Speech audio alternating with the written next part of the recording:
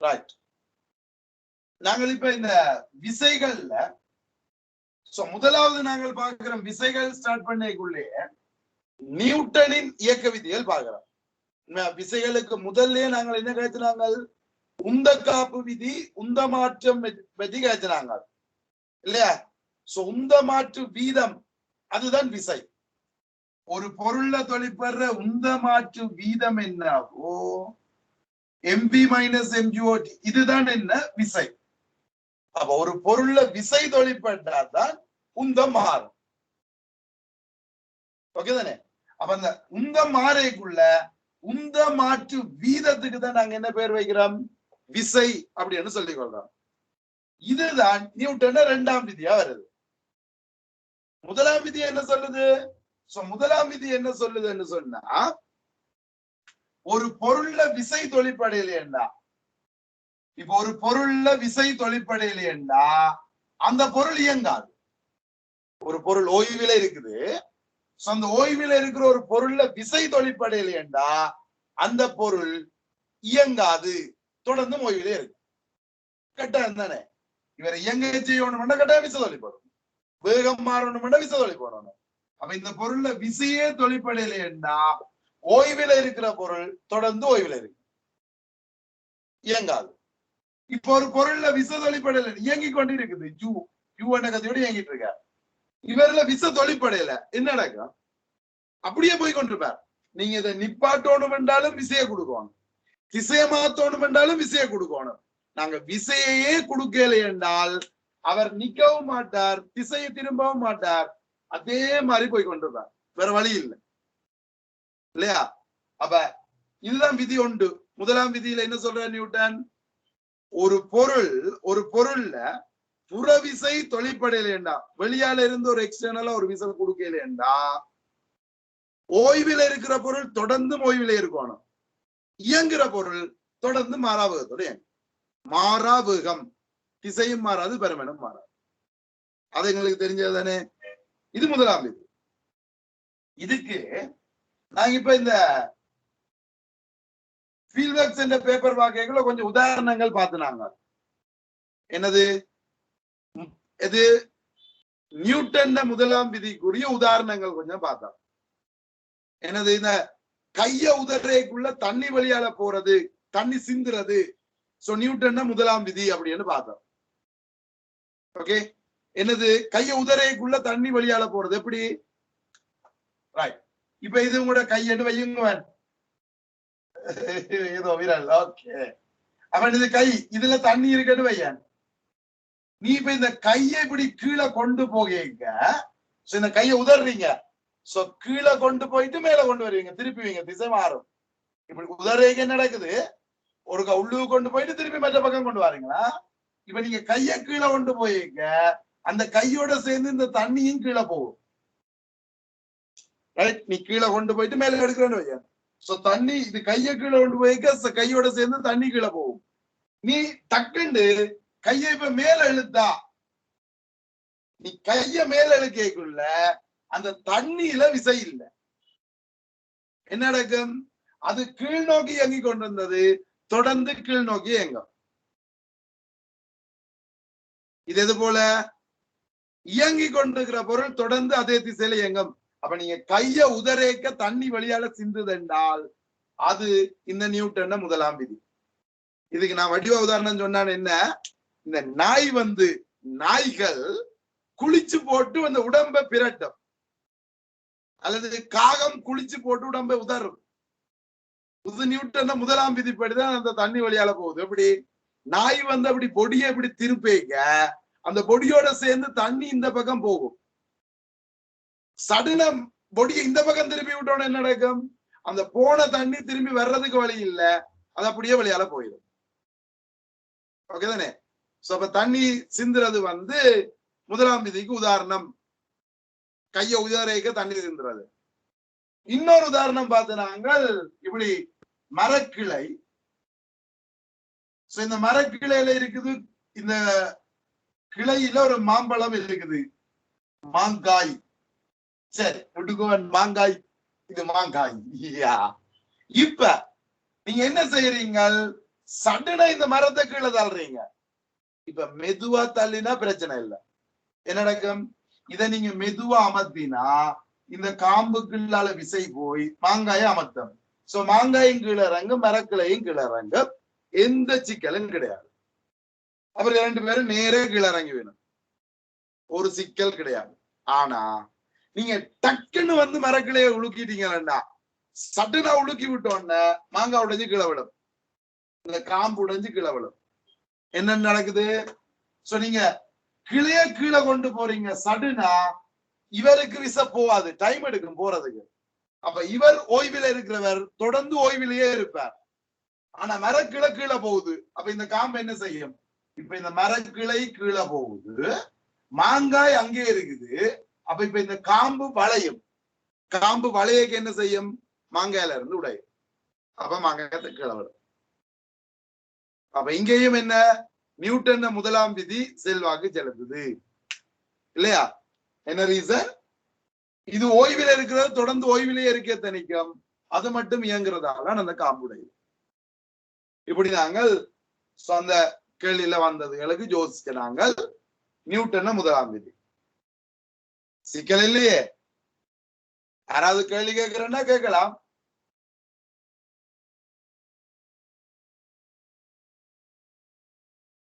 கேக்குறீங்களாடா? இல்ல.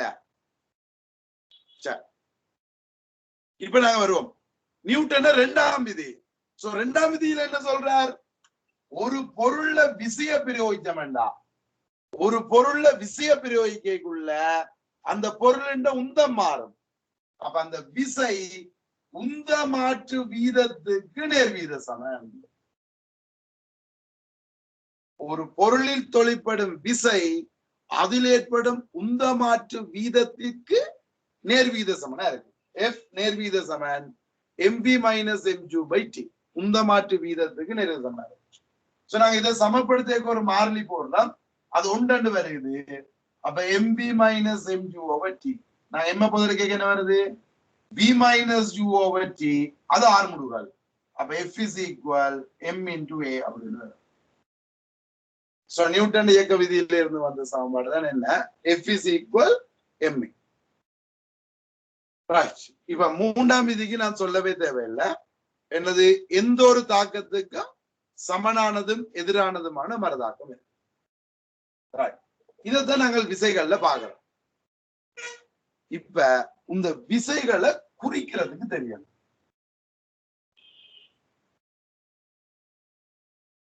இதுதான் முக்கியம், மிக மிக முக்கியமானது. இந்த விசைகளை எப்படி எப்படி என்று யோசிக்க தெரியணும். இங்க பாருங்க, ஒரு பொருள் இருக்குது, ஒரு பொருள் நிலத்துல இருக்குதுன்னா இப்ப இதுல என்னென்ன விசை இருக்கு? நான் நிலத்திலே இருக்குது, பட்டும் படாமலும் கேறிருக்கேன். இது விசைகளை தெளிவா குறிக்கிறதுக்கான நாங்க இப்படி கேறிக்கொள்றோம். சோ பொதுவா நீங்க இப்படிதான் கீறுவீங்க. சோ இப்படி கீறினா என்ன? இந்த பொருளுக்கும் தரைக்கும் வித்தியாசம் தெரியாம போயிடும். அதனால நாங்கள் பொதுவா நான் கீரைக்குள்ள போகும் எப்படி கீறிக்கொள்வேன்? பட்டும் படாமலும் கீறிக்கொள்வேன். தரைக்கு மட்டும் மேல இருக்கிற மாதிரி கீறிக்கொள்வேன். ஆனா உண்மையா தரையெல்லாம் இருக்குது, கொஞ்சம் பறக்கிற மாதிரி கீறிக்கொள்வேன். ஏன்? விசைகளை தெளிவா குறிக்கிறதுக்காக. இப்ப இந்த பொருள்ல என்ன விசை வெளிப்படும்? ஓய்வில் இருக்கிற ஒரு பொருள், சும்மா வச்சிருக்க ஒரு பொருள். சோ இந்த பொருள்ல என்ன விசை என்ன விசை தொழிற்படும் அப்படின்னு கேட்டீங்கன்னா, சோ இங்க இந்த பொருள் நிறை தொழிற்படும். சோ ஒரு பொருள் நிறை எங்க தொழிற்படும்? அது இந்த புவியீர்ப்பு மையத்தில் ஒளிப்படும். சோ புவியீர்ப்பு மையம் எங்க இருக்கும்? சமச்சீர் அச்சில இருக்கும், சமச்சீரான பொருள்னா அப்ப இந்த இதுல நிறை தொழிற்படும்.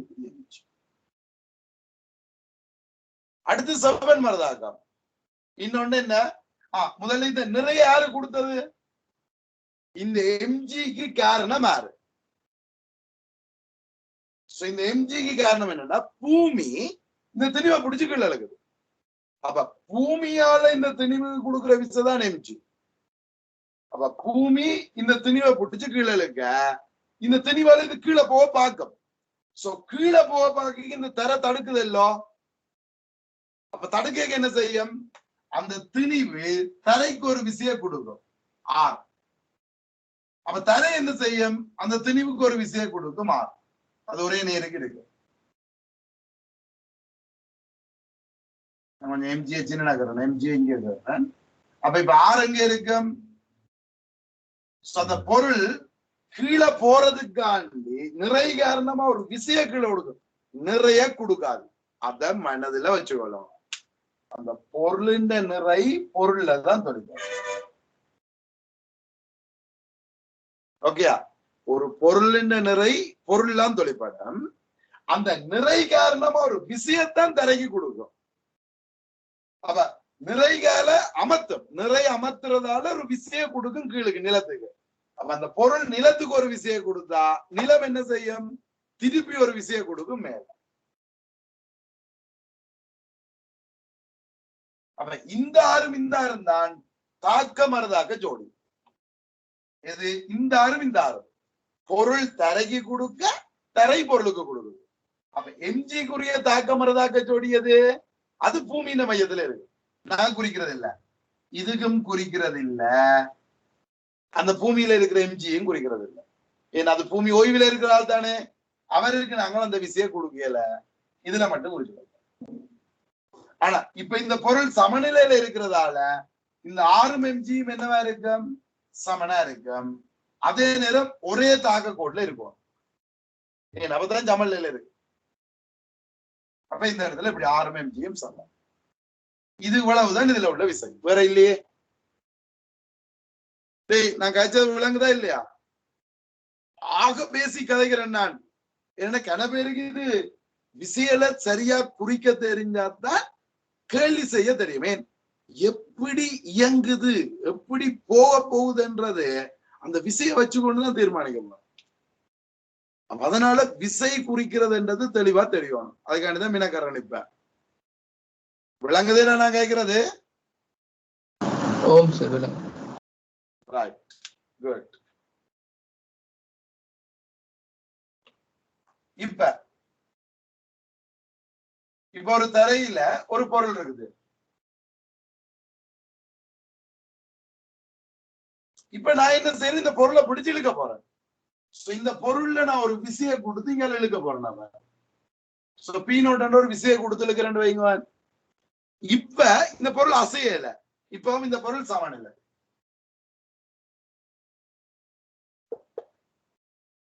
ஓகேயா? ரெண்டுமே சமநிலை. இப்ப இந்த பொருள்ல என்ன விசை இருக்கு? சமநிலையில இருக்கின்ற விளைவில் விசை பூஜ்ஜியம் இல்ல. நீங்க அங்கால பிடிச்சு இழுக்கிறீங்களா, இந்த தரை இந்த பொருளை இங்கால தடுத்திருக்கோம். அது உராய்வு விசை. ஆல்ரெடி நீங்க படிச்சிட்டீங்கன்றபடியே நான் எல்லாத்தையும் காய்க்கிறேன். ஆனா உராய்வுன்னு தனியா செப்பரேட்டா அப்புறம் காய்ப்பேன் கணக்கு செய்யக்குள்ள. இப்ப எங்களுக்கு தெரியும் உராய்வு ஒன்று இருக்குதுன்னு தெரியும். அப்ப இந்த தரை இந்த பொருளை தடுக்க போகுது. அப்ப இந்த உராய்வு விசையை பிடிச்சி இங்க இருக்கு. அது எங்க தொழிற்படும்? தரையால இந்த பொருளுக்கு தான் கொடுப்படும். அப்ப இது விலங்கு தானே, தடுக்கு தானே. நீங்க அங்கால போக வழிகிட்ட இந்த பொருளை பிடிச்சி இங்க இழுக்கிற, தடுக்கிறார். குறிச்சிடமா? இனி இது இந்த எம்ஜி, அதாவது இந்த மையத்துல வழிபடும் எம்ஜி. அடுத்து என்ன? இந்த எம்ஜி அமர்த்த அந்த எம்ஜியால தரைக்கு ஒரு விசையை கொடுக்க, தரை திருப்பி ஒரு விசையை கொடுக்கும். அதான் என்ன? செவன் மரதாக்கம். இப்ப செவன் மரதாக்கம் புரியுது. மேல் நோக்கி இருக்கும். ஆனா எங்க இருக்குமெண்டா இங்க பாருங்க. இப்ப ஞாபகம் இருக்கு உங்களுக்கு? இப்படி ஒன்று நாங்க மெக்கானிக்ல படிச்சாங்க. இப்படி ரெண்டு விசை இருந்தால் என்ன தொழிற்படும்? சமனான விசை எதிரெதிர் திசையில தொழிற்படுது. ஆனா வேற வேற புள்ளியில என்ன நடக்கும்? இணை தொழிற்படும். இணை தொழிற்படும். அப்ப இந்த பக்க தலைவர் சுத்துவார். சுத்தினாது சமநிலை கிடையாது, இயங்காது. ஆனா சுத்துவார். அப்ப இது சமநிலை இல்ல. நேர்கோட்டு இயக்கம் சமநிலையில இருக்குது. ஆனா இந்த சுழற்சி சமநிலை என்ற ஒன்று இல்ல, சுழண்டு ஒன்று இருக்காரு. அப்ப அது சமநிலை இல்ல. அப்ப இங்கேயும் பாரு, இந்த பி நோட்டும் எஃப்பும் சமன். ஏன் அங்காளிகள் இயங்கல, ஆனா சமன். இப்ப என்ன செய்ய பார்க்கும்? இந்த பி நோட்டாலையும் இந்த எஃப் ஆலையும் இந்த பொருள் என்ன செய்ய பார்க்கும்? அது மேலே இருக்கு, இது கீழே இருக்கு. என்ன செய்ய பார்க்க? அப்படி கிளாக் வைஸ்ல இது சுத்த பார்க்க. அப்படி சுத்துறதுக்கு ட்ரை பண்ணும். ஓமா இவர் இப்படி சுத்துறதுக்கு ட்ரை பண்ணினா சுத்தப்படாது. என் தமிழ்லன்னு சொல்லிட்டார். அப்ப மற்ற வழக்கத்தால இன்னொரு சுழற்சி இருக்கணும் இல்லையா? அப்ப என்ன செய்யும்? இந்த எம்ஜி இதுல இருக்க இந்த செவ்வன் மரதாக்கம் அப்ப இப்ப கொஞ்சம் தள்ளி வருது. இது நேரதான் இருக்கு. ஆனா இங்க செவ்வன் மரதாக்கம் கொஞ்சம் தள்ளி வருது. இப்ப என்ன நடக்கும்? இந்த எம்ஜியும் ஆறும் சேர்ந்து ஆன்டி கிளாக் வைஸ்ல சுத்துவார். பி நோட்டும் எஃப்பும் கிளாக் வைஸ்ல சுத்த பாக்குது. ஆறும் எம்ஜியும் சேர்த்து ஆன்டி கிளாக் வைஸ்ல சுத்த பாக்குது. அது ரெண்டும் சமனா இருக்கிறதால அது சமநிலையில இருக்கு. அப்ப இந்த இடத்துல ஆர் எம்ஜிக்கு அங்காலதான் வருது. இது விளங்குதா குறிச்சது?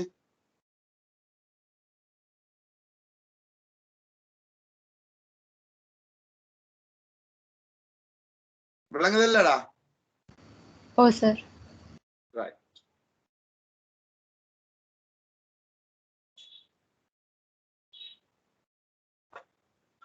ரைட். அடுத்து நான் முக்கியமான ஒன்றுக்குள்ள போறேன். இப்ப இங்க பாருங்க, ஒரு கப்பி. இதுதான் கண்ண பேருக்கு இந்த விச குறிக்கிறேன்னா பெரிய கப்பிக்கு போடுறதுக்கு முதல் இன்னொரு இதை காய்ச்சி போட்டுக்குவோம். இப்ப ஒரு குட்டி.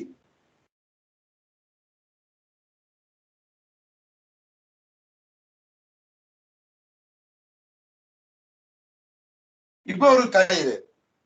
அவன் ஒரு குட்டிய ஒரு கைத்தை கட்டி இழுக்கிறான். ஓகே, சோ நான் இந்த பக்கத்தால இயங்க போறேன். ஒரு குட்டிய கைத்தால கட்டி போட்டு இழுக்க போறேன். இப்ப இதுல விசையில குறிக்கணும். ரெண்டு, நாங்க கணக்கு செய்யறதுக்கு குறிக்கிற ஒன்று இருக்குது, கேள்விக்கு விடையா குறிக்கிற ஒன்று இருக்குது. சரி, ரெண்டையும் கேட்க போறேன். இப்ப கேள்வி கேட்கக்குள்ள என்ன கேட்பாருன்னா, குட்டி, கயிறு, மனிதன் இதில் தொழிற்படும் விசைகளை தனித்தனியே வரைந்து காட்டுக அப்படி என்று கீழே தனித்தனியே கீற சொல்லுவார். வெட்டி தனிய, கயிறு தனிய, மனிதன் தனிய கீறுவோமல்லோ. நான் இப்ப அதையும் கீற போறேன். சோ கணக்கு செய்யறது கொண்டு கீற போறேன், அதையும் கீற போறேன். ரெண்டையும் என்ன வித்தியாசம் என்று பாருங்க. ரெண்டும் ஒன்றுதான், ஆனா ஒரு சின்ன ஒரு விஷயம் ஒன்று இருக்குது, கவனிங்க. இப்ப இந்த மனிதன் கைத்தை இழுக்க போறார். எப்படி இழுப்பார்? அங்கால போகணும்டா. சோ இதை பிடிச்சி இங்க இழுப்பாருல்லோ. அப்ப இந்த மனிதன் கைத்தை இழுக்க கயிறு என்ன செய்யும்? மனிதனை பிடிச்சு உள்ளுக்கு இழுக்கும். அப்ப அந்த விஷயம் மட்டும்தான் நான் இங்கே குறிப்பேன். எதை குறிக்கல? நான் மனிதன் கைத்தை இழுக்கிற விஷயம் குறிக்கிறேன். அது எங்களுக்கு தேவைப்படாது. பொதுவா கணக்கு செய்யங்கள் எல்லா சந்தர்ப்பத்திலையும் இதே மாதிரிதான். அப்ப இந்த மனிதன் கைத்தை பிடிச்சிருக்க, கயிறு மனிதனை பிடிச்சிருக்கும். அப்ப நான் இந்த டீ எதுக்கு குறிச்சிருக்கிறேன்? கைத்துலதான் குறிச்சிருக்கேன். எதுக்குரிய விசைய குறிச்சிருக்கேன்? மனிதனுக்குரிய விஷயத்தான் இங்கே குறிச்சிருக்கேன். விளங்குதோ?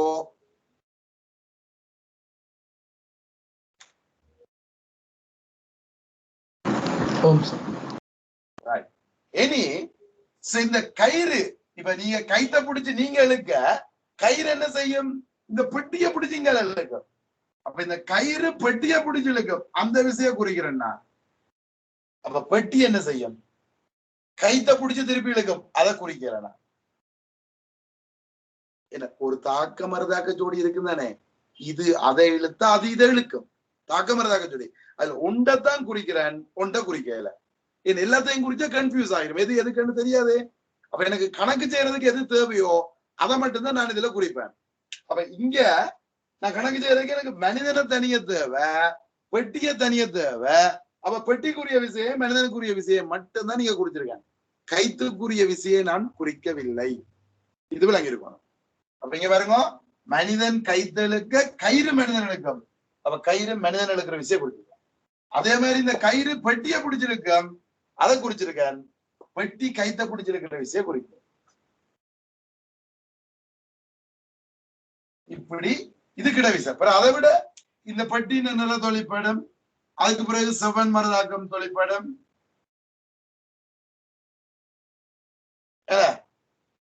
அதே மாதிரி இங்க மனிதன் நிற தொழிற்படம், அவருக்கு செவ்வன் மருதாக்கம் தொழிற்படம். இப்ப எல்லா சந்தர்ப்பத்திலையும் இந்த வித்தியாசம் பார்க்க தேவையில்ல, அதை நாங்கள் சரியா பார்க்கணும். உராய் விசை எல்லாத்தையும் வச்சுக்கொண்டு சரியான திசை பார்க்கணும். அப்ப அந்த கேள்விகள் கேட்கல மட்டும் அந்த சரியா பார்த்து கொள்வேன். சரி, இப்படி விசையெல்லாம் குறிச்சுக்கொள்ளணும். உராய்வு விசை இருந்தா உராய்வு விசை இதுல குறிச்சுக்கொள்ளணும். ஒப்பமானதுன்னா உராய்வு இருக்காது, உராய்வு இருந்தா உராய்வை குறிச்சுக்கொள்ளணும். இந்த கைத்துல குறிச்ச விசை தான் முக்கியம். அது விளங்குது இல்லோ?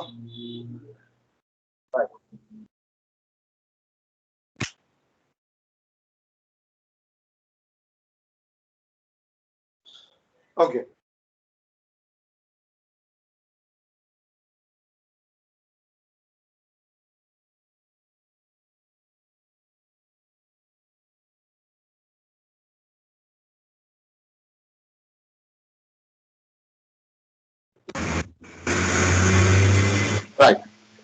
இப்ப அடுத்த பிரச்சனை என்ன அப்படின்னு கேட்டீங்கன்னா, இது ஒரு கப்பியில விசை குறிக்கிறது.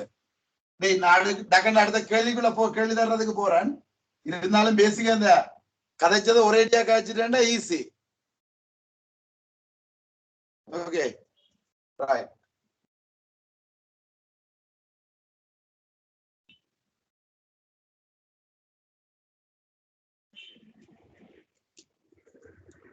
யாராவது வாட்ஸ்அப்ல மெசேஜ் அனுப்புறீங்களா? இல்லையே, இல்ல, அது வேற யாரோ. இப்ப வாங்க. இப்ப ஒரு 2 திணிவு இருக்குது. எக்ஸாம்பிளுக்கு இது 3 கிலோகிராம், இது 5 கிலோகிராம். இப்ப இதுல உள்ள விசைகளை குறிக்கணும். இப்ப விசைகளை எப்படி குறிக்க போறோம்னு பாருங்க. என்னண்டு, இந்த 5 கிலோகிராம் நிறை 50 நியூட்டன் கிலோதொழிவு. அதே மாதிரி இந்த 3 கிலோகிராம் 30 நியூட்டன் கிலோதொழிப்படம், அதுவும் ஓகே. இனி இந்த 5 கிலோகிராம் என்ன செய்யும்டா, இந்த கைத்தை பிடிச்சு கீழே இறக்கும். ஏன்னாதான் நீ கீழே போகுது, எது முதல் கீழே இறங்கும்? 5 கிலோகிராம். இவர் கீழே போக இந்த திணிவு என்ன செய்யும்? அந்த கைத்தை பிடிச்சு கீழே இழுக்கும். நான் அதை குறிக்க மாட்டேன், கைத்துல உள்ள விஷயம் குறிக்க மாட்டேன்.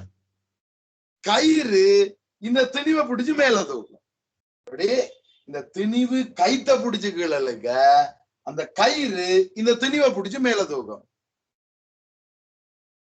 அப்ப இந்த திணிவில உள்ள விசைய குறிச்சுக்க நானது.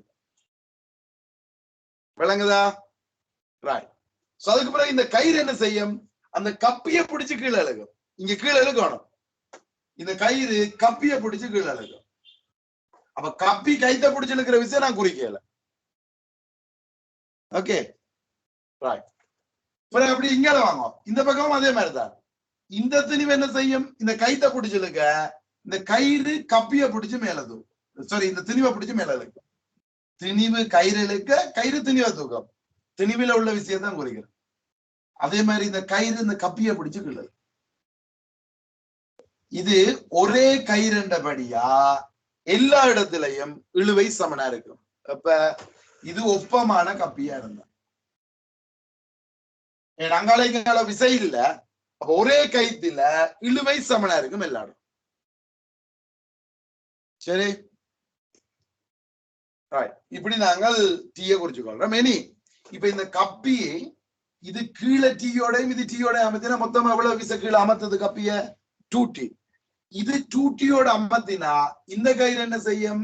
கப்பிய பிடிச்சு மேல 2Tயோட தூக்கும். அப்ப இங்க டீ அமர்த்தினா இந்த கயிறு என்ன செய்யும்? கப்பிய மேல 2Tயோட தூக்குமே. அப்பதான் இது சமநிலையில இருக்கும். இங்க டீ என்றா 2T கீழே அமர்த்துது, அப்ப 2T மேல தூக்கும், சமநிலையில. இப்படி விசை குறிக்கணும். உத்துகளை தெளிவா குறிக்க தெரிஞ்சிட்டா எங்களுக்கு இந்த விசைகள் நியூட்டன் இயக்க விதிகள் செய்யக்குள்ள எங்களுக்கு எந்த சிக்கலும் வராது. குறிக்கலாமோ? நம்மகிட்ட குறிப்பீங்க கேள்விக்குள்ள போவோம். தேவைப்படைக்குள்ள தேவையான இடங்களுக்கு நான் திருப்பி விளங்கப்படுத்துறேன். யாருக்காவது விளங்கலையண்டா தயவு செய்து திருப்பி கேட்கணும். ஒரு விசை குறிக்கிறதுக்கு எங்களுக்கு தெரியாம இருக்குதுன்னா தயவு செய்து அதை வச்சிருக்காங்க. அதுதான் உங்களுக்கு பிசிக்ஸ வரவிடாம பண்றால். உங்களுக்கு தெளிவா விசைகள் குறிக்க தெரியுதுண்டா உங்களுக்கு அங்கால கேள்வி செய்யறதுக்குரிய ஐடியா வரும். ஓகே,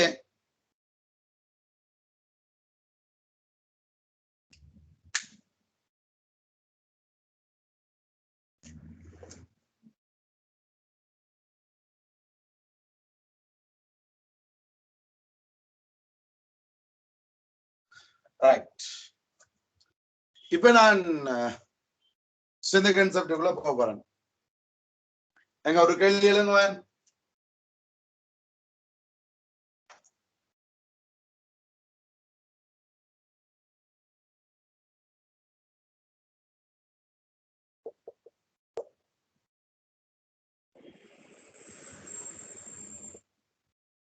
சொப்பமான தளத்தில் இருக்கு ஒரு 200 கிலோகிராம் தனிவு.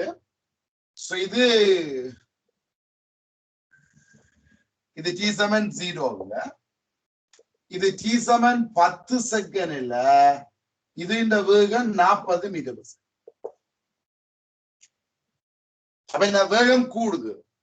வேகம் கூடுதுன்னு இதுல விசை தொழிற்பட்டிருக்கோம். இந்த விசை என்ன அப்படின்றாங்க Fn. அப்படியே சொல்லு.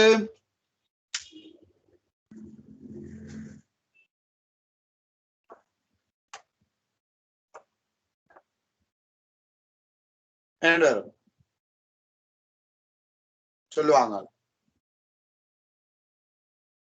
எப்படி? நான் முதல்ல என்ன காணணும், விசையை காணணும். அப்போ F7ma தான் போட போறோம். F7ma போட போறோம்னா எனக்கு 6 முடுகள் வேணும்.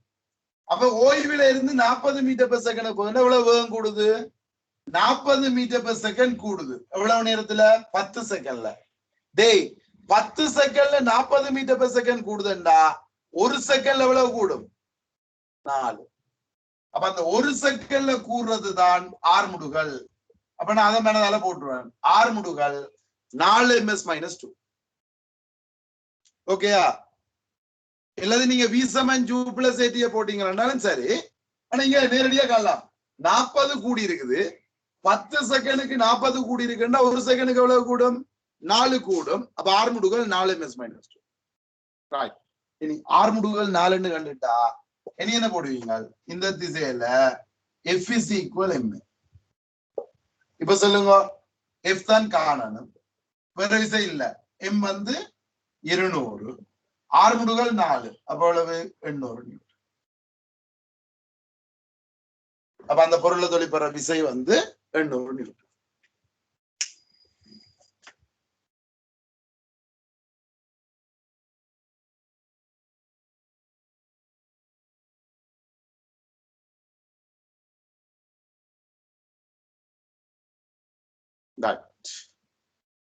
செய்யலாமல்ல?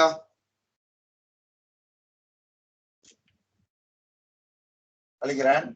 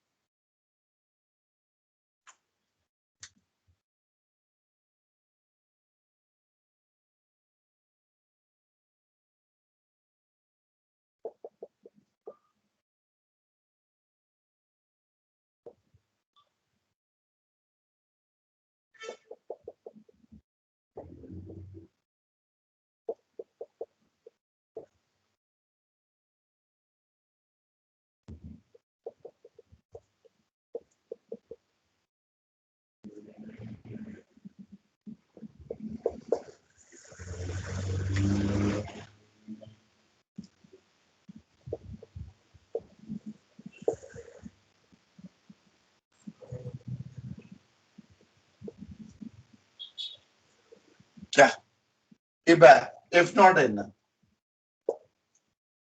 100 கிலோகிராம் திணிவு, அதுல 100 நியூட்டன் தடவிசை தொழிற்படுது. 8 செகண்ட்ல 50 மீட்டர் பெர் செகண்ட் வேகத்துக்கு வந்திருக்கு. அப்ப கேள்வி, அந்த துணிக்கல தொழிற்படுற விசை என்ன? இப்படியே கண்ணவன் சொல்லு.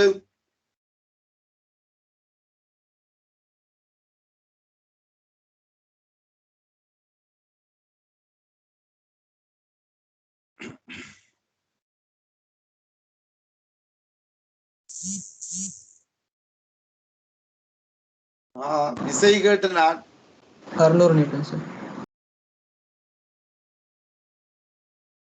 எப்படி இப்போ ஆர்முடுகளை காணணும்.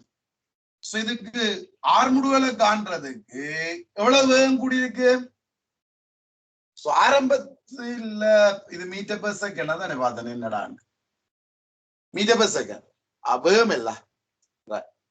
இப்ப 10 இது 40 10 மீட்டர் பெர் செகண்ட்ல இருந்து 50 மீட்டர் பெர் செகண்டுக்கு போயிருக்கேன்டா. எவ்வளவு வேகம் கூடியிருக்கு? இப்ப 40 தான் கூடியிருக்கு. 40 கூடியிருக்கு 8 செகண்ட்ல. அப்ப 8 செகண்ட்ல 40 கூடுதுன்னா 1 செகண்ட்ல எவ்வளவு? 40 × 8 5 ms - 2. அப்ப இது ஆர்முடுகள் 5 ms - 2 கண்டாச்சா? இப்ப F7MA போடுவோம். F7MA போட்டா இந்த திணிவில என்ன விசை வெளிப்படுது? அங்கால F0 இங்கால 100. அப்ப F0 - 100 சமன் M வந்து 100 into A வந்து 5. அப்ப இது 500. இந்த 100 அங்கால போய் கூட்டினா F0 எவ்வளவு? 600. ஆமா இல்ல?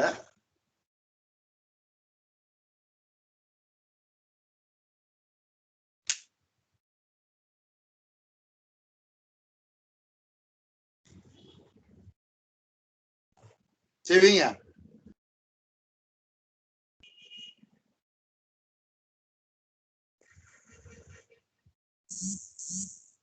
எஸ்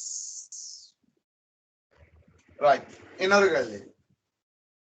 இதெல்லாம் சின்ன கேள்விதாருன்னா அடுத்த டியூட்ல தரைக்குள்ள கொஞ்சம் படிப்படியா கூட்டி கொண்டு போறேன். அவ்வளவுதான்.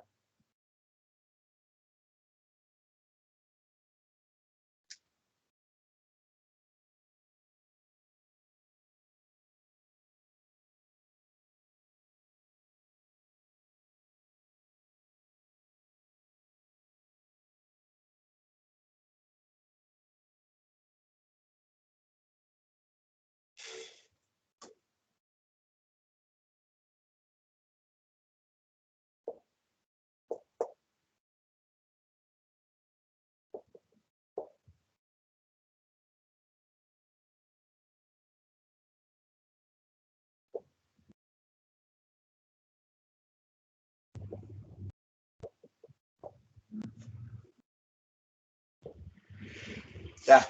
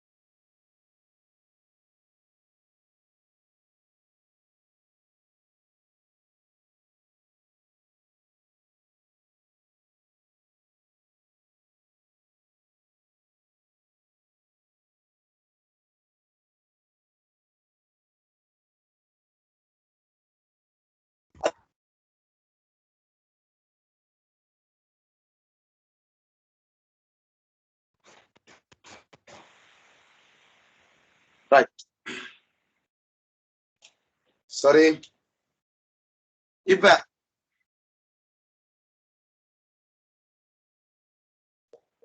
F0 கண்டிருப்பீங்க இந்த கேப்புக்குள்ள. என்ன வந்தடா?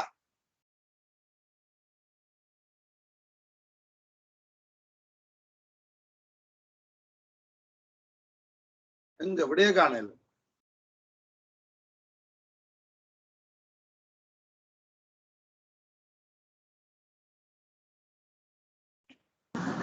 सर कुट्टिയുടെ നിര തരലേ സർ என்னப்ப നിര തരലേ குட்டின தெரியல எஸ் கட்டியாரம்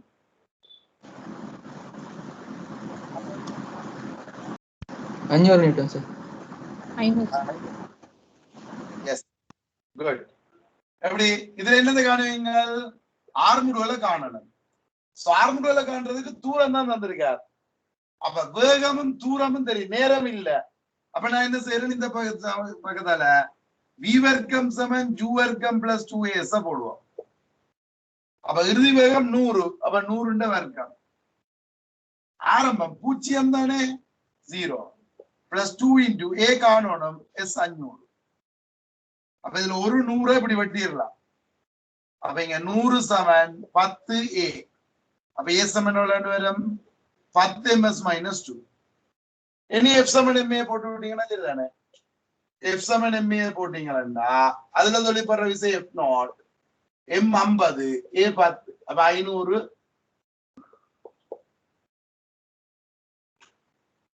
தானே ரைட் சோ இந்த மாதிரி கேள்வி வந்து நீங்க செய்வீங்க சீக்கிரம் இல்லையே ரைட் அழிக்கிறான்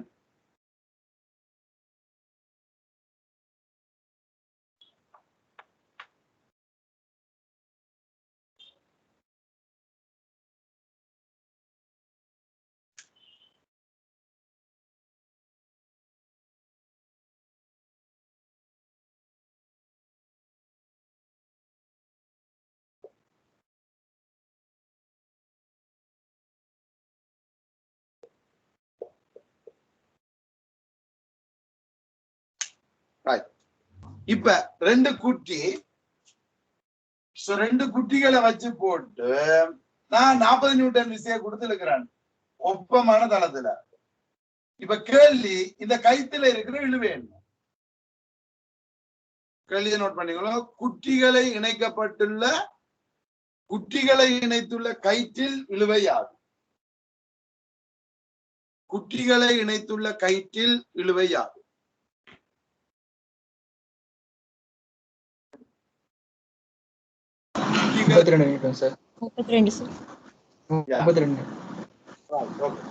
இப்ப நான் இதுல விசையெல்லாம் குறிக்க போறேன் எப்படி இதுக்குதான் அந்த விசை சொன்னார் என்ன நடக்கும்டா இந்த கயிறு இந்த குட்டியை நீங்க அங்கால பிடிச்சிருக்கு இந்த கயிறு என்ன செய்யும் இந்த குட்டியை தடுக்கும் போக விடாம அப்ப இந்த கயிறு அந்த குட்டியை பிடிச்சு இழுக்கும் அதுதான் இதுல குறிக்கிறேன் டி இந்த கயிறு அந்த குட்டியை பிடிச்சு இழுக்கும் அதான் இந்த டி இது இந்த குட்டியை இங்கால பிடிச்சு இழுக்கிற விசை இது இந்த குட்டியை தடுக்கிற விசை ஓகே ரைட் இப்ப நீங்க இந்த டீயை காணணும்டா ரைட் நாங்க ரெண்டு விதம் தெரியும் எங்களுக்கு இப்ப நார்மல் மெத்தடின் படி இது ரெண்டுமே ஆர்முடுகம் என்ன ஆர்முடுகளோட போகும் அதுக்கு நாங்க என்ன செய்யணும்டா தொகுதிக்கு எஃப் சமன் எம்ஏ போடுவோம் இப்ப நீங்க தொகுதி இது எல்லாத்தையும் சேர்த்து பார்த்தா என்ன விளைவில் விசை இருக்கு இந்த 40 மட்டும்தான் ஏன் இந்த டீம் கேன்சல் ஆகும் இது பிளஸ் டி இது மைனஸ் டி கேன்சல் ஆயிடும் அப்ப இந்த தொகுதியில தொழிற்படுற விசை 40 சோ தொகுதியின் தெரிவு 10 ஆர்முடுகளே அப்ப ஏ சமன் வரும் 4 ms மைனஸ் 2 அது தொகுதியின் ஆர்முடுகள் பிறகு இந்த டீயை காண்றதுக்கு இந்த 8 கிலோகிராம் மட்டும் எஃப் சமன் எம்ஏ போட்டீங்கன்னா 8 கிலோகிராமுக்கு எஃப் சமன் எம்ஏ போட்டீங்கன்னா அந்த 8 கிலோகிராம்ல என்ன விசை தொழிற்படுது அந்த டீ மட்டும்தான் வேற இல்லையே இந்த 8 கிலோகிராமுக்குரிய விசை இந்த டீ மட்டும்தான் டி சமன் எம் வந்து 8 ஆர்முடுகள் 4 அப்ப நான் ஆனா உங்களை எல்லாருக்கும் தெரியும் நாங்க இந்த கேள்வி எப்படி செய்வோம் மாம்பழ கணக்கு செய்யற மாதிரி செய்வோம் இல்லையா அப்படியே செய்ததுன்னுவா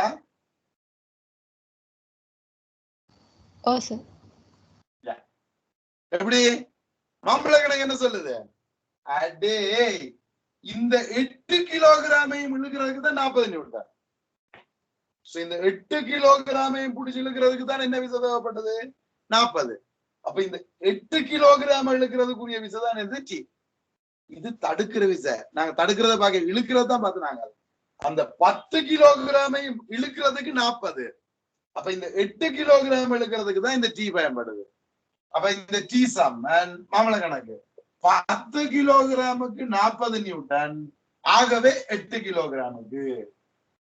அப்ப இது போயிடும் 8 32 இப்படி வந்தது. இது மாம்பழ கணக்கு. நாங்க மாம்பழ கணக்கு எல்லா இடத்துலயும் அப்ளை பண்ணுவோம். அப்ப என்னன்னு 10 கிலோகிராமையும் இழுக்கிறதுக்கு 40, ஆகவே இது 8 கிலோகிராம் இழுக்கிறோம் தானே. ரைட், ஞாபகம் வருகுதோ எல்லாருக்கும்? எல்லாம் படிச்ச நாங்கள்.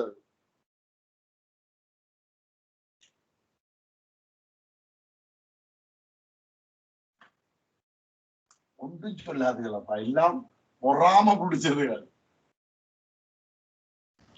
ஓ சார், படிச்சேன்.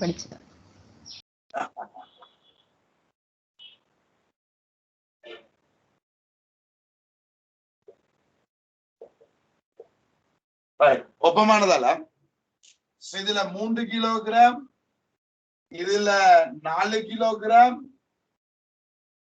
இதுல திரும்பி 3 கிலோகிராம் வைங்க. நான் இப்ப இங்க 60 நியூட்டன் விசையை கொடுக்குறேன். இப்ப இழுவைகளை குறிச்ச வேண்டாம். இழுவைகள் எப்படி வரும்? இந்த கயிற்றுல ஒரு இழுவை வரும். எப்படி? இந்த கயிறு இதை பிடிச்சிருக்கு, இந்த திணிவை பிடிச்சிருக்கு, அந்த கயிறு அந்த திணிவை தடுக்கும்.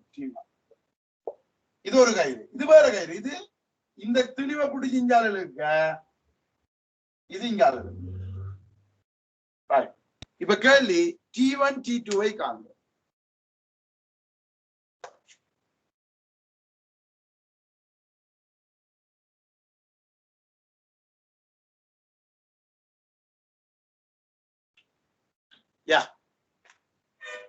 எவ்வளவு? T1 42. T2 42. T2 42 sir. T1 18. T1 18. S. இப்ப எப்படி இங்க பாருங்க. சோ இதுல 60 நியூட்டன் T1 நேரா காண போறோம். T1 சமம். T1 என்னதுக்கு பயன்படுது? இந்த 3 கிலோகிராம் மட்டும் இழுக்கிறதுக்கு தான் இந்த T1. இந்த 60 நியூட்டன் என்னதுக்கு பயன்படுது? அவ்வளோத்தையும் அந்த 60 நியூட்டன் தான் இழுக்குது இல்லையா? அவ்வளவு இந்த 10 கிலோகிராமையும் இழுக்கிறதுக்கு 60 நியூட்டன். அப்ப இந்த 3 கிலோகிராம் இழுக்கிறதுக்கு T1. அப்ப T1 சமம் 10க்கு தான் 60 நியூட்டன், ஆகவே 3க்கு. அப்ப என்ன வரும்? 18 நியூட்டன். இனி T2 காண போறேன். இந்த T2 எதை இழுக்கிறதுக்கு பயன்படுது? 4 கிலோகிராம் என்றாலும் இதுக்கு பின்னால இருக்கிற இவ்வளத்தையும் இந்த T2 தான் இழுக்குது இல்லையா? இந்த 4 கிலோகிராமுக்கு பின்னால இருக்க இவ்வளத்தையுமே அந்த T2 தான் இழுக்குது. அப்ப எவ்வளவு இழுக்குது இந்த T2? 7 கிலோகிராம் இழுக்குது. அப்ப 10 கிலோகிராமையும் இழுக்கிறதுக்கு 60 நியூட்டன், ஆகவே இந்த 7 கிலோகிராம் இழுக்குது. அப்ப வரும் 42. T2 42. விளங்குதா?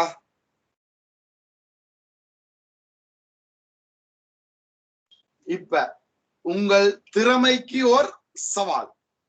எங்க பாப்போம்?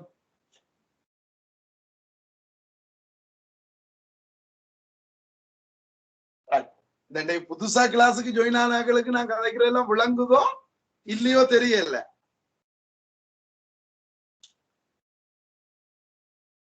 மெசேஜ்கள் எல்லாம் போடலாம், நான் பாப்பேன். எல்லாம்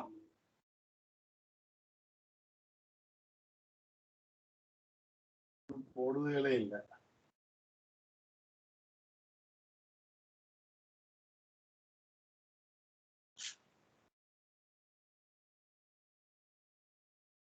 இன்னும் பரவாயில்ல.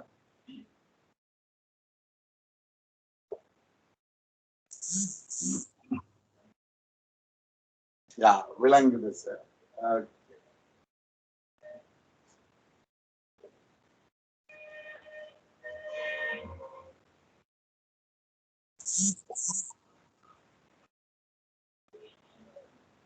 நல்லா விளங்குது. Okay, good. ரைட். இப்ப இதுல என்ன சிக்கல்? இந்த கேள்வியில என்னன்னா 1 கிலோகிராம் 4 கிலோகிராம் இது தெரியாது, m கிலோகிராம். சரி, இப்ப நான் என்ன சொல்ல போறேன்னா இதுல இருக்கிற இழுவையே தர போறேன் நான். இதுல அல்ல இழுவை. நான் இப்படி தரேன். இது T1, இது T2.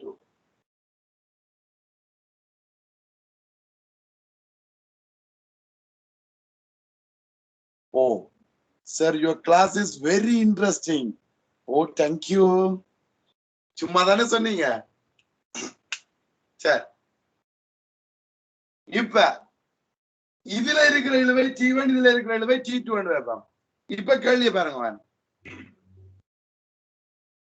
கேள்வி நான் இப்படிதான் சொல்ல போறேன். எழுதுங்க. T2 சமன் 10 நியூட்டன் எனின் M,T1 காணும். எங்கே உங்கள் திறமைக்கோர் சவால். 7 மணி சொல்லுவாங்க.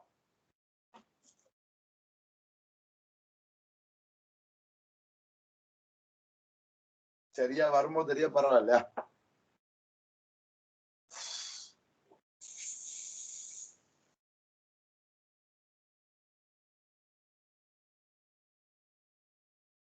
வெயிட் வரும்போது தெரியல. 10 நியூட்டன் அதுல இழுவ வரும்போது தெரியாது. அப்புறம் வாரன் ஒரு கேள்வி இந்த பெருமானத்தை மாத்திரம்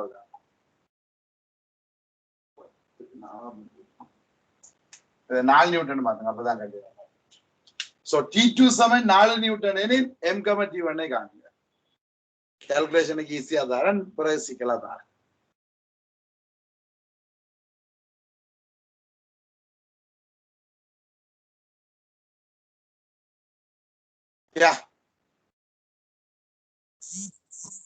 அந்த M வந்து 5 கிலோகிராம். எஸ், எப்படி அடே 1 கிலோகிராம் இழுக்கிற விசை 4 நியூட்டன். அப்ப மாம்பழ கணக்கா பெரிய பிரட்டி போடணும். 1 கிலோகிராம் இழுக்கிறதுக்கு 5 நியூட்டன்.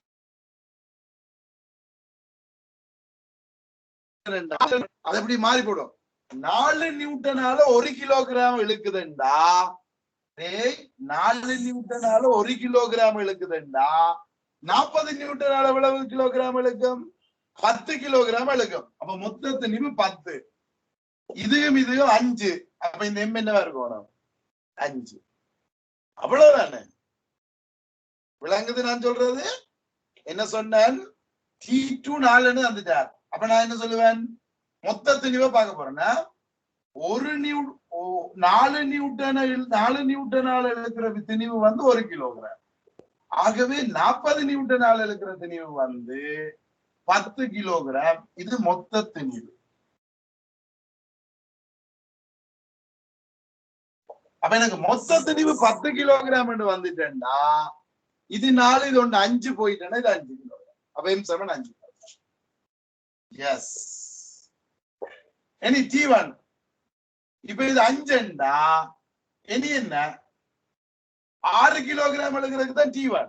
அப்ப சொல்லுவோம் இல்ல, 1 கிலோகிராம் எழுகிறதுக்கு 4 நியூட்டன்டா 6 கிலோகிராம் எழுகிறதுக்கு இவ்வளவுத்தையும் எழுக்கணும் T1 தான். அப்ப 24 நியூட்டன். சும்மா போல வருது. ஆமால்ல,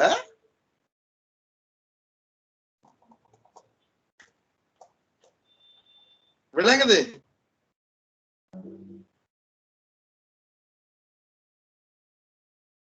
ரைட், ஓகே. இன்னொரு கேள்வியை செய்வோம் மேம். சோ இந்த கான்செப்ட் நான் இதுல கேள்வி தர்றேன். அடுத்த கிளாஸ் நான் டியூட் தருவேன். சோ கொஞ்சம் கேள்வியா தான் தருவேன். என்னடா சோ டைமுகள் கொஞ்சம் மட்டுமட்டா இருக்கிறதால சோ நான் புதுசா கேள்வி எழுதணும் உங்களுக்கு இதுக்காண்டி. சோ இதோட கொஞ்சம் MCQ சேர்த்து நான் டியூட்டா தரேன்.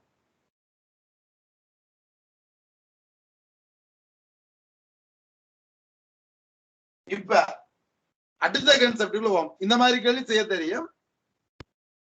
இப்ப இப்படி கேள்வி வந்தா என்னட்டு செய்யறது?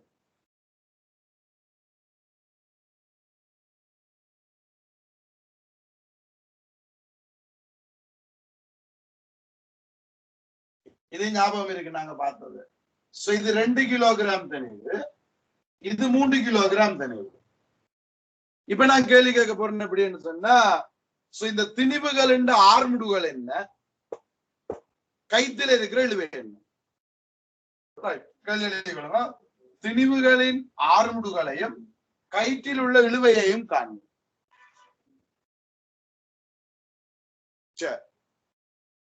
இப்ப இதுல முக்கியமான இதுதான், இந்த கப்பி ஒப்பமானதா இருக்கணும், லேசானதா இருக்கும், திணிவு இல்லாததா இருக்கணும்.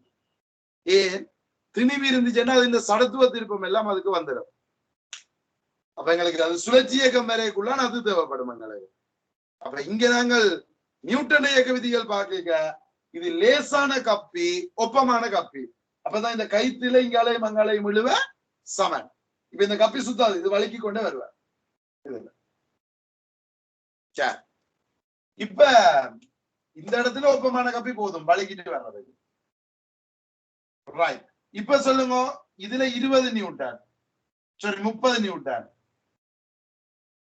இந்த திணிவை, இந்த கயிறு என்ன செய்யும், திணிவை பிடிச்சு மேல தூக்கும், திணிவுக்குரிய விசை. இந்த கயிறு இந்த கப்பியை பிடிச்சு கீழே இழுக்கும், இது கப்பிக்குரிய விசை. இந்த கயிறு திணிவை பிடிச்சு மேல தூக்கம், இந்த 20 நியூட்டன் கீழே இருக்கும். இந்த கயிறு கப்பியை பிடிச்சு இழுக்கிற விசை கீழே. இவ்வளவு விசையும் முக்கியமா உங்களுக்கு குறிக்க தெரியும். இனி இது கீழே போகும், அப்ப இவருக்கு கீழ் நோக்கி இருக்கும் ஆர்முடுகளே, இவர் மேல போவார், அப்ப இவருக்கு மேல் நோக்கி இருக்கும் ஆர்முடுகள். இப்ப இதுக்கு நாங்க வளமையா செய்யற மெத்தட் என்ன, இவர் கீழே போய்க்குள்ள இவருக்கு கீழ் நோக்கி எஃப் சமன் எம்ஏ போடுவீங்க. இது மெத்தட் 1. எப்படி 3 கிலோகிராமுக்கு கீழ் நோக்கி எஃப் சமன் எம்ஏ போடுவீங்க. கீழ் நோக்கி என்ன விசை வெளிப்படுது, 30 நியூட்டன் மேல டி, அப்ப 30 சே டி சமன். இந்த திணிவு 3 கிலோகிராம், ஆர்முடுகளே, இது ஒரு சமன்பாடு. ஓகே,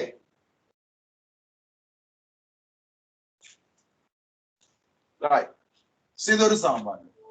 இந்த 2 கிலோகிராமுக்கு மேல் நோக்கி எஃப் சமன் எம்ஏ போடும்.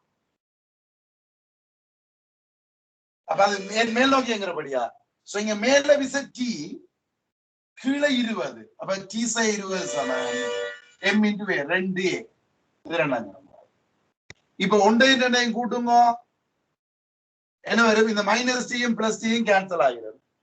இப்ப இந்த டி கேன்சல் ஆக 30 20 10, என் சாயப் 20 சமன் 5a.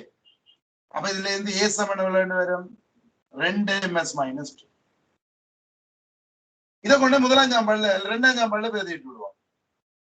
டி சை 20 சமன் 2 தர 2 4, இது அங்கால போனா 24, அப்ப டி சமன் 24. அப்ப ஏ சமன் 2ms மைனஸ் 2, டி சமன் 24. இது ஓமல்லோ.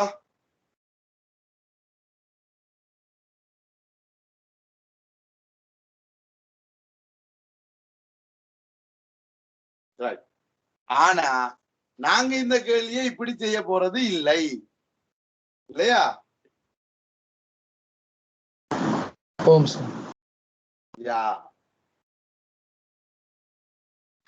இதை எழுதிட்டீங்களோ. நாங்கள் செய்ய போற மெத்தட் என்ன, நேரடியா ஆன்சர் எடுக்க போறோம். ஆர்முடுகள்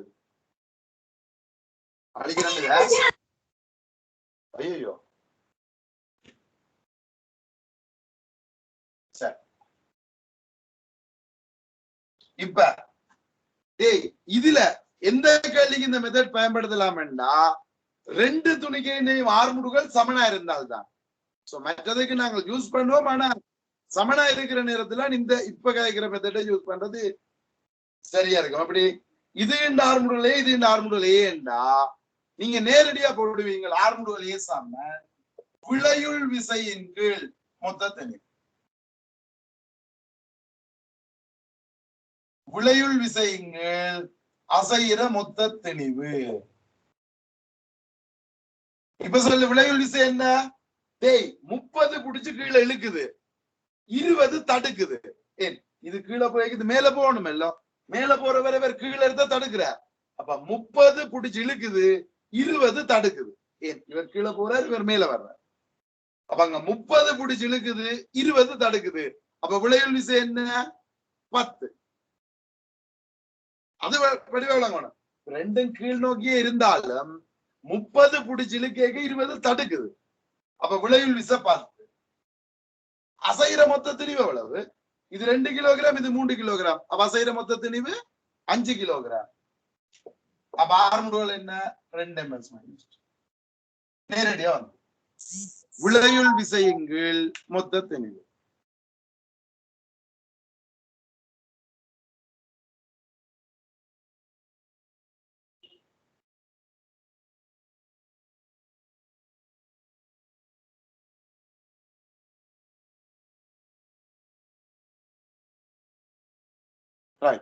இப்ப 3 கிலோகிராம் ஆர்முடுகள் என்ன? கீழ் நோக்கி 2 ms மைனஸ். 2 கிலோகிராம் ஆர்முடுகள் என்ன? மேல் நோக்கி 2 ms மைனஸ். அவ்வளவுதான். அப்ப எங்களுக்கு பருமன் 2 வருது. இந்த ஒவ்வொன்றையும் ஆர்முடுகள் 3 கிலோகிராம் ஆர்முடுகள் கீழ் நோக்கி 2, இவற்ற ஆர்முடுகள் மேல் நோக்கி 2. திச படத்துல இருந்து எடுத்துக்கொள்ளுங்க. சரி, இழுவ கேட்டா இதுல ஏதாவது ஒன்றுக்கு F7 MA போட்டுருந்தோம். இந்த 2 கிலோகிராமுக்கு போட்டு விடுவீங்க மேல் நோக்கி. அதுக்கு மேல் நோக்கி F7 MA போட்டா மேல T கீழே 20. அப்ப T 20 சமன் M2 ஆர்முடுகள் 2. அப்ப T7 அதேதான். இந்த ஆர்முடுகள் உங்களுக்கு நேரடியா வந்து இதெல்லாம் தேவையில்லையே, இது நேரடியா வரும்.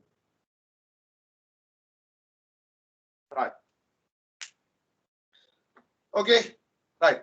ஒரு ஜீவன் கேக்குது சடத்துவ திருப்பம் இருக்கேங்க. சடத்துவ திருப்பம் இருக்கேங்க சுழற்சி இயக்கத்துல வரும்.